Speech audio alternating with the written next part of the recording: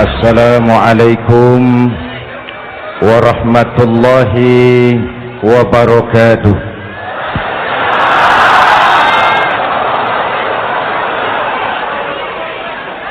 Alhamdulillahillazi anzalal Qur'an hudan linnasi wa bayyinatin minal huda wal furqan. Wassalatu wassalamu ala asyrafil anam wa ala alihi wa ashabihil kiram, amma ba'du. Saudara-saudara hadirin yang saya hormati, yang berbahagia,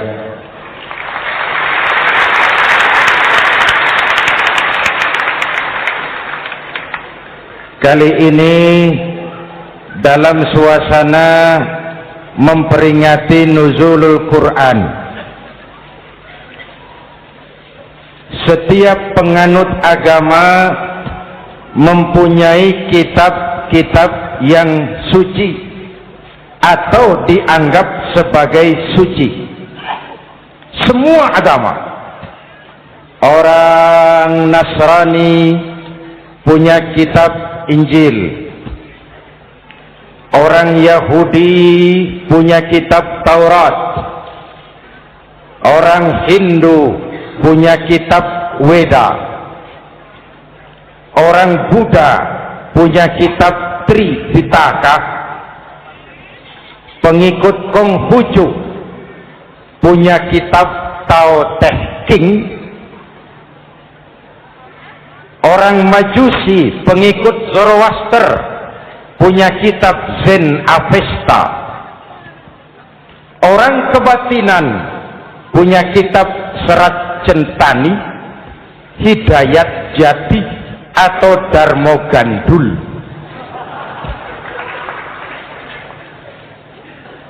Kita umat Islam oleh Allah diberikan Al-Quran yang kita yakini sebagai kitab suci. Kunaon?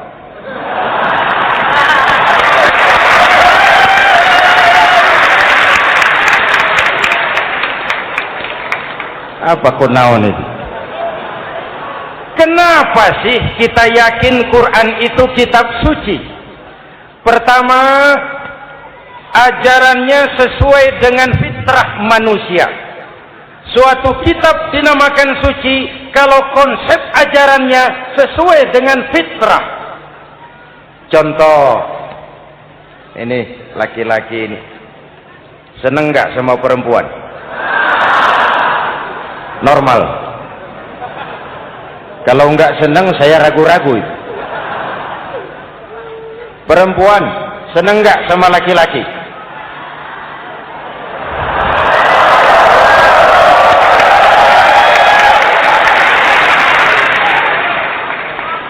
Ini fitrah. Laki-laki suka perempuan, perempuan suka laki-laki. Quran memahami itu. Hai laki-laki, kau senang dengan perempuan. Hai perempuan, kau suka dengan laki-laki. Oke, lewat sini, lewat pintu yang disebut nikah. Kalau kitab suci melarang nikah, itu bertentangan dengan fitrah manusia. Maka dalam Quran, mulai dari umat sampai ulama dan segala profesi dianjurkan nikah. Kalau kiai tidak boleh nikah, saya pilih mengundurkan diri, Pak.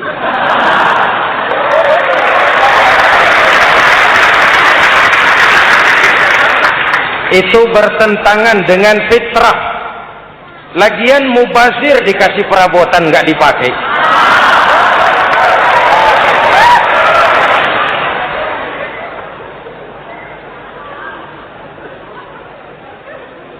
Fitrah. Contoh lagi, manusia perlu makan. Kalau ada kitab suci menyuruh puasa terus dari pagi sampai sore sampai malam sampai pagi lagi, eta teh kitab gelo.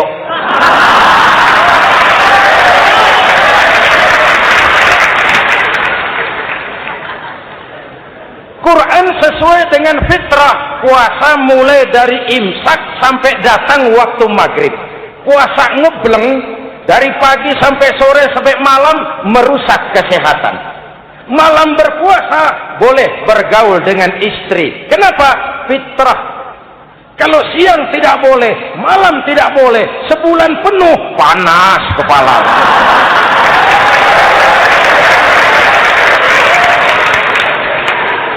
Rontok rambut. Hadirin yang saya hormati, itu yang pertama. Yang kedua, kita yakini Quran sebagai kitab suci karena isinya tidak saling bertentangan, konsekuen, konsisten. Kalau ada satu kitab, di satu ayat mengajarkan Tuhan Esa, di lain ayat mengajarkan tiga, liar itu maksudnya. Bagaimana kitab suci isinya paradoks? Bagaimana kitab suci isinya saling bertentangan? Di ayat manapun sekali Quran berkata Allah itu Esa, selamanya Esa. Isinya tidak saling bertentangan. Lalu yang ketiga, kita yakini Quran kitab suci karena dia bersih dari intervensi manusiawi. Sejak turunnya Al-Quran menantang, jikalau kamu ragu terhadap Quran yang kami turunkan kepada hamba kami Muhammad, kamu anggap itu cuma bikinan Muhammad. Kalau Muhammad bisa, kamu tentu bisa. Baik, bikin satu surah semacam Al-Quran. 14 abad yang lalu tantangan ini turun dan sampai malam ini belum terjawabkan. Pak, barangkali tidak ada yang mau coba. Banyak. Antara lain Musailamah Al-Kazzab. Dia mencoba membuat menandingi Al-Quran. Dia buat satu surah namanya surah Al-Fil. Bunyinya begini, bikinan Musailamah. Al-Fil, wa mal-fil, wa ma adraka mal-fil, lahu khurtumun tawil, wa lahu zail. Sudah berbentuk syair. Isinya apa? Al-Fil, gajah. Wa mal-fil, apakah gajah itu? Wa ma adraka mal-fil, tahukah kamu apa itu gajah? Lahu khurtumun tawil, dia punya belalai panjang. Wa lahu zail, dan dia punya ekor. Enggak usah turun ayat begituan, orang tahu.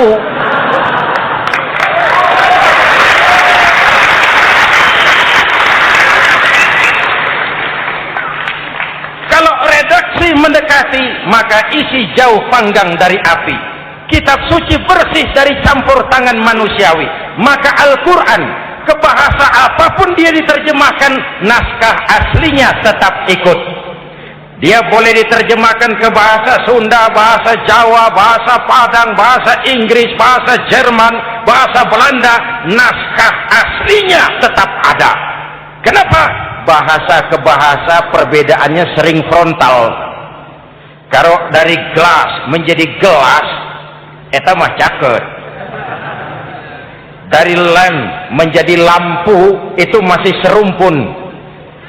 Tapi cokot Sunda dengan cokot Jawa, itu jauh bedanya.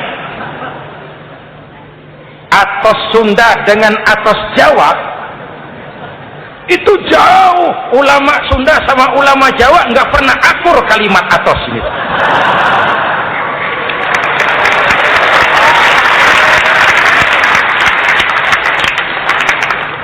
Inilah kebenaran janji Allah, inna nahnu nazzalna dzikra wa inna lahu lahafizun.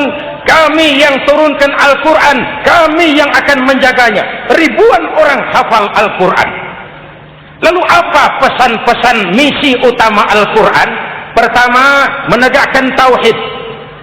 Ini yang lebih dahulu. Membentuk kualitas sumber daya manusia dengan menanamkan nilai-nilai keimanan. Membebaskan dari ketergantungan kepada benda.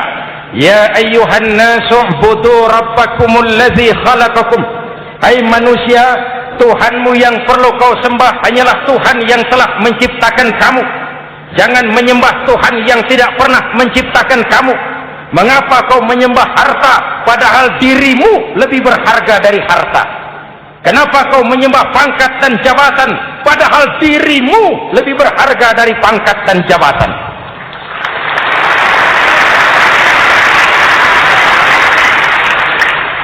Diajak rasio berpikir, Tuhanmu yang perlu kau sembah hanyalah Tuhan yang menciptakan kamu. Dan Tuhan yang menciptakan kamu itu Tuhan yang lam yalid walam yulad, yang laisa kamislihi syai'un, dan itulah Allah Subhanahu wa taala. Ayo orang teh, ayeuna teh. Boleh pakai teh? Ayeuna teh, kita teh. Kalau kepada syirik jali, syirik yang terang-terangan, insya Allah tidak. Nyata-nyata menyembah berhala, tidak. Nyata-nyata menyembah pohon, tidak. Nyata-nyata berkeyakinan Tuhan lebih dari satu, tidak. Tapi kita sering terjebak pada syirik kecil, syirik khafi, syirik yang tersamar. Saya sejak pakai cincin ini, jangankan anak gadis, nenek-nenek ngelihat saya cincin. Jangankan anak gadis, nenek-nenek lihat saya lemes cincin. Ini saya sejak ada perkutut di rumah ini dagang lancar perkutut. Ini Ramadan bulan penempaan nilai-nilai keimanan. Misi utama Quran menegakkan tauhid, memerangi kemusyrikan, membebaskan manusia dari ketergantungan kepada benda. Dari situ kualitas sumber daya manusia dimulai. Saya sering mengungkapkan selama ini sistem pendidikan kita cuma mengisi otak, bukan membentuk watak. Otak diisi segala macam ilmu, tapi hati kosong, agama rapuh, akhirnya moral rendah. Muncul manusia-manusia yang pintar, cuma sayang tidak benar. Indonesia kita bangkrut, Indonesia kita terpuruk, Indonesia kita sakit sekarang ini kan ulahnya orang-orang yang pintar tapi tidak benar.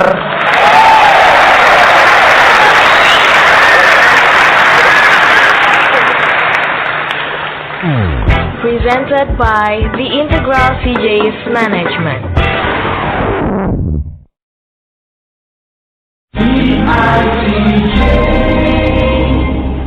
Dan kalau saya bicara kayak begini, ini bukan pidato politik, ini nurani politik naon kadut.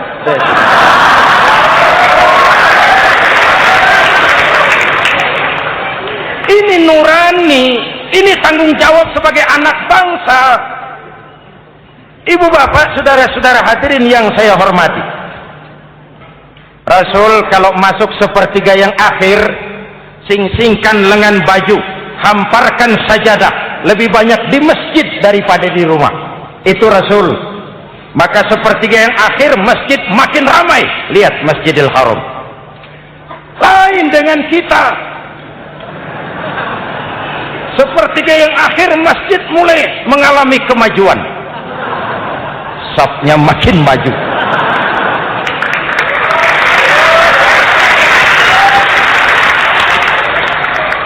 Pasar ramai, terminal beludak. Padahal sepertiga yang akhir itu puncak. Padahal di situ nilai tambah. Dan anggap ini Ramadan terakhir yang diberikan Allah kepada kita. Kenapa? Memang tidak ada jaminan tahun depan ketemu Ramadan lagi.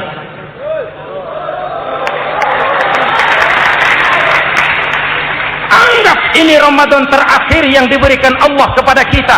Tidak ada jaminan tahun depan Ramadan akan ketemu lagi. Tidak ada jaminan. Manfaatkan peluang ini untuk melakukan pemutihan. Semua kita melakukan introspeksi. Tidak tahu kita Ramadan tahun depan nanti masih ketemu apa tidak. Sebagaimana kita tidak tahu kita masih hidup atau tidak. Hadirin yang saya hormati, misi kedua Al-Quran, persaudaraan, kebersamaan atas dasar keadilan dan kebenaran. Manusia bersuku-suku, ya. Manusia berbangsa-bangsa, memang itu diakui oleh Al-Quran. Inna khalaqnakum min dzakari wa untha wa ja'alnakum syu'uban wa qabaila. Kami ciptakan kamu dari laki-laki dan perempuan. Kami jadikan kamu bersuku-suku dan berbangsa-bangsa. Apa tujuannya? Agar kamu saling mengenal satu dengan yang lain. Persaudaraan, kebersamaan atas dasar keadilan dan kebenaran. Yang terlepas dari ras. Dari manapun orang datang, apapun warna kulitnya, dari suku apapun ia dilahirkan, kalau akidahnya sama, itu kan saudara kita.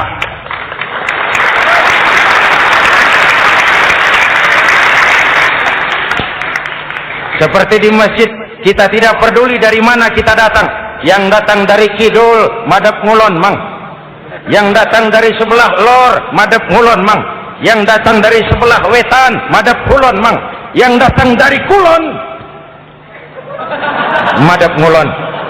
Bukan soal dari mana kau datang, tapi satu arah menghadapmu.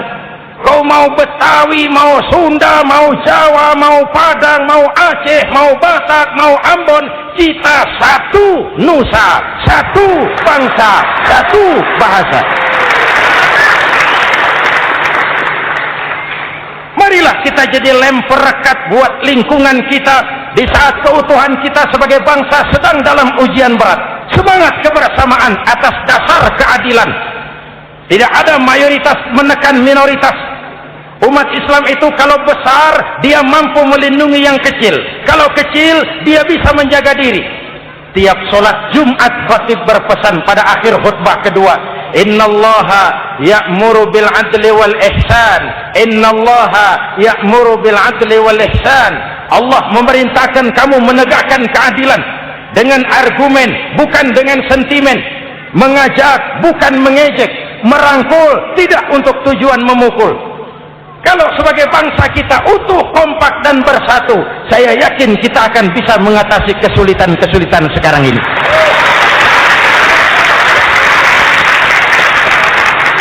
Kan kita prihatin kadang-kadang tawuran antar desa, antar RT, antar RW, antar kecamatan, sampai antar elit di atas. Makanya saya ulang lagi pesan ini. Kalau elit di atas tawuran, jadilah penonton yang baik. Saudara-saudara kaum muslimin yang saya cintai, kita prihatin, kita seakan tercabut dari akar budaya kita sebagai bangsa. Kenapa kita yang berfalsafahkan Pancasila? Kenapa kita yang berketuhanan yang Maha Esa tiba-tiba jadi beringas dan brutal? Ada maling ayam ketangkap, disiram bensin, dibakar hidup-hidup. Kok kita bisa begitu? Street justice, pengadilan jalanan mulai tegak. Iyalah kita tidak puas dengan kerja aparat kita, tapi jangan main hakim sendiri. Ini negara, bukan hutan.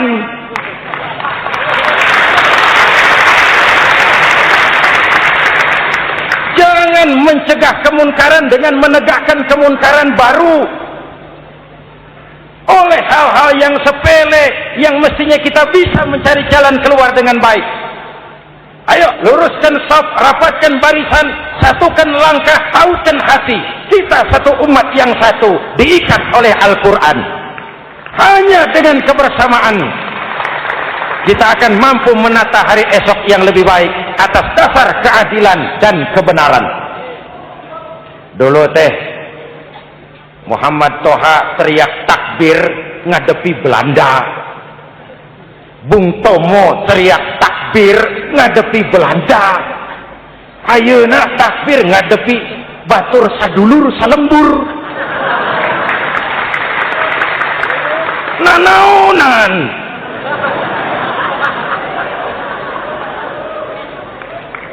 Bung Tomo teriak takbir, Muhammad Toha teriak takbir, yang dihadapi jelas penjajah Belanda. Kita ngadepi saudara sendiri, Allahu Akbar, yang sana teriak Allahu Akbar, setan tepuk tangan di tengah.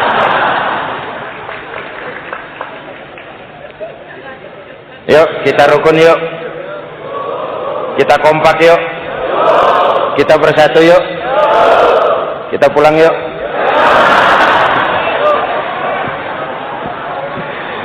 Ini misi kedua. Misi yang ketiga, Al-Quran membebaskan manusia dari gaya hidup sekuler. Quran mengingatkan, awas bung, ada hidup sesudah mati, ada akhirat sesudah dunia. Lebih untung orang yang percaya akhirat daripada yang tidak. Paling tidak hidupnya normatif. Contoh, saudara yakin akhirat ada, lalu saudara hidup baik-baik, menjauhi yang munkar, meninggalkan yang haram, saudara sujud, puasa, jihad, lalu saudara mati. Setelah mati ternyata akhirat tidak ada. Tidak ada ruginya. Paling kurang kita sudah dicatat sebagai orang baik. Sebaliknya, saudara tidak percaya sama akhirat, lalu hidup seenaknya, judi, mabuk, zina, nipu orang, korupsi, tenggelam dalam kemunkaran, lalu mati. Setelah mati ternyata akhirat ada. Baik, kemana anjen? Lebih untung orang yang percaya akhirat ketimbang yang tidak. Hidupnya ada rem. Iya pak, saya kepengen banyak uang, tapi kalau main judi nanti di akhirat bagaimana?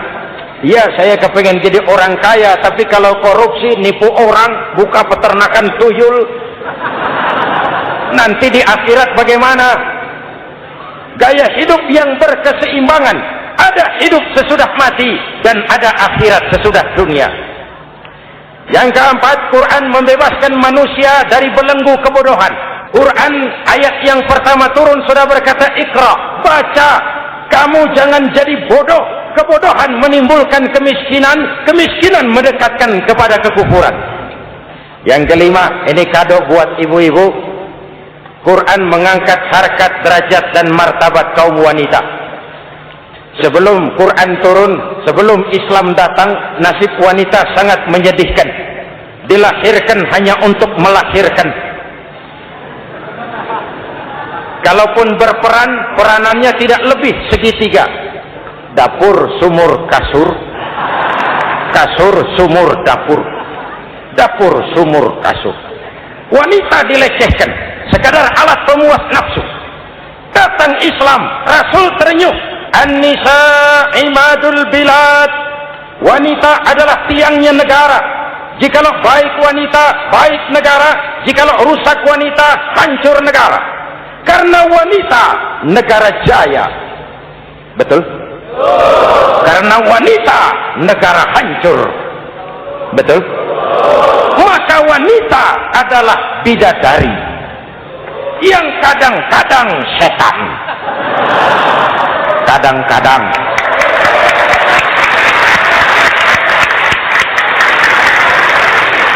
Ini yang hadir di sini bidadari semua. Ibu bapak, saudara-saudara hadirin yang saya hormati. Lalu bagaimana sikap kita terhadap Al-Quran? Quran sendiri menjelaskan, "Thumma awrasnal kitab allazina istafaina min ibadina." Kemudian kami wariskan kitab Al-Quran yang kami pilih buat hamba-hamba kami yang terpilih. Luar biasa.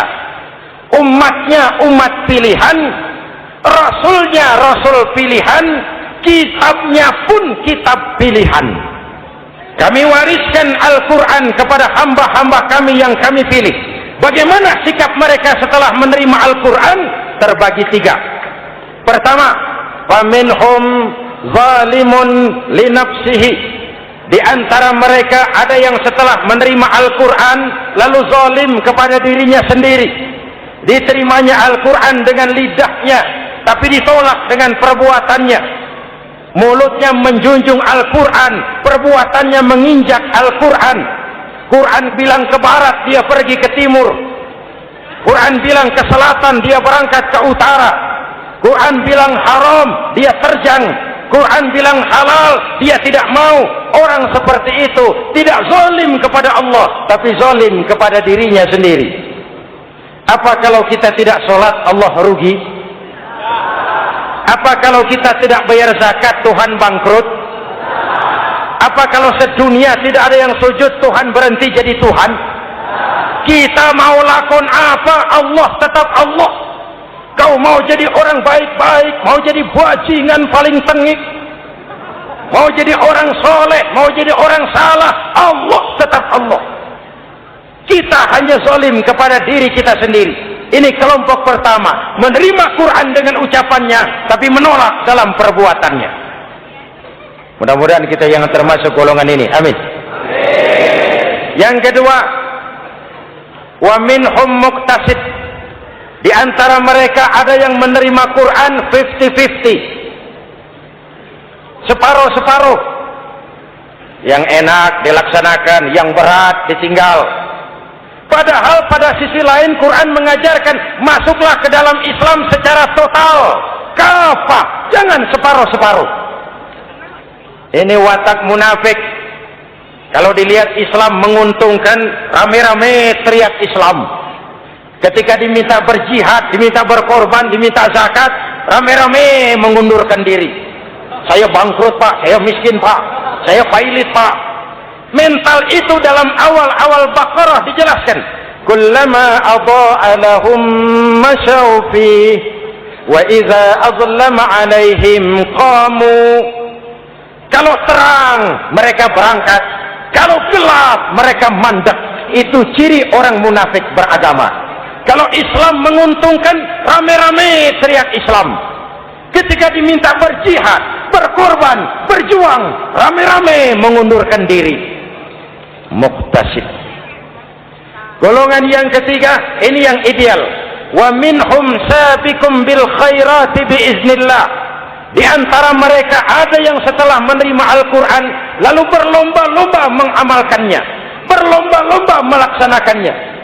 Jangan sampai yang baca Quran dengan suara merdu dapat piala, yang mengamalkan Quran dengan konsekuen dapat penjara.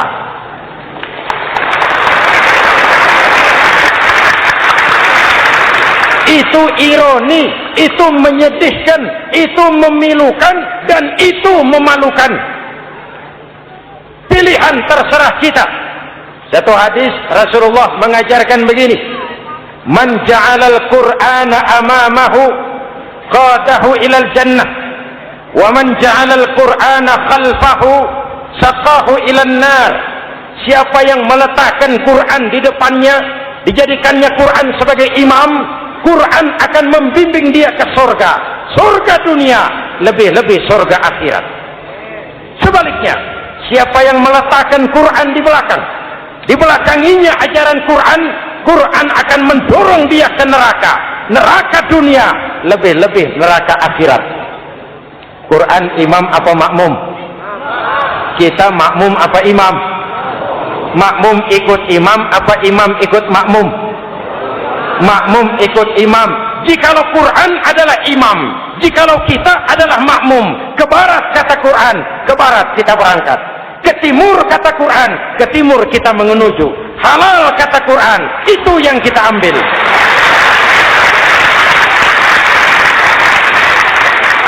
Mari kita jadikan Ramadan sebagai bulan di mana sedikit demi sedikit kita berupaya kembali menjadi generasi yang Qurani. Rasulullah pernah ditanya, kalau Tuhan wafat ya Rasul, kemana kami minta nasihat? Aku tinggalkan kamu dua nasihat. Satu yang diam saja, satu yang bisa bicara. Yang bisa bicara apa ya Rasul? Al-Quran. Minta nasihat Quran. Yang diam saja apa ya Rasul? Maut. Dalam hidup ada dua nasihat.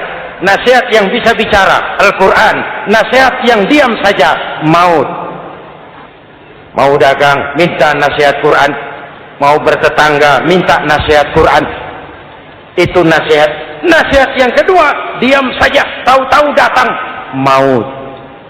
Makanya anggap ini Ramadan terakhir yang diberikan Allah kepada kita, karena tahun depan tidak ada jaminan kita bertemu Ramadan. Manfaatkan 10 yang akhir untuk meningkatkan nilai ibadah kita kepada Allah Subhanahu wa taala. Hadirin, kita sudah mendekati akhir, saya akan baca doa. Mari kita Fatihah. Semoga kita semua dalam perlindungan Allah. Ala hadhihi niyyah wa ila hadratin nabi. Al-Fatihah.